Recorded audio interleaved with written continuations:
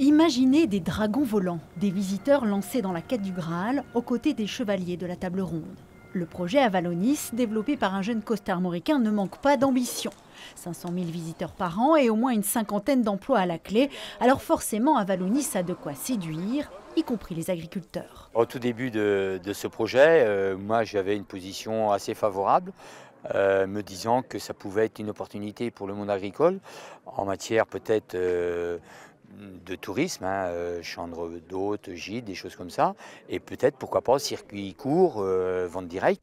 Mais 2 ans plus tard, les syndicats agricoles condamnent le projet de façon unanime. De la FDSEA à la Confédération paysanne, en passant par la coordination rurale, tous se sont retrouvés ce midi aux côtés de leurs 9 collègues qui exploitent ces terres menacées.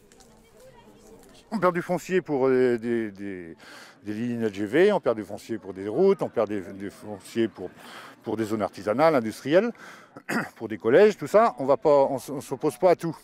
Tous les 7 ans, l'équivalent d'un département français est urbanisé, rappelle cette intersyndicale inédite. On a besoin de terres agricoles, on a besoin de paysans et on a besoin d'une alimentation de qualité. C'est un enjeu d'avenir et qui concerne vraiment l'ensemble de la population. Je pense qu'un parc d'attraction, par contre, non. On n'a pas forcément besoin d'un parc d'attraction. Sur un territoire où l'économie est en perte de vitesse, la communauté de communes se dit quant à elle prête à soutenir le projet financièrement, mais sous condition. Il faut que le projet soit défini de façon encore plus précise. Il faut que, pour que l'on engage des fonds publics, il faut que l'on ait des garanties.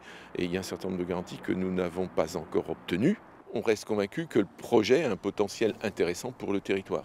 Dans moins d'une semaine, la communauté de communes se prononcera sur une éventuelle aide au projet de 50 000 €. Personne ici ne souhaite voir émerger un nouveau Notre-Dame-des-Landes.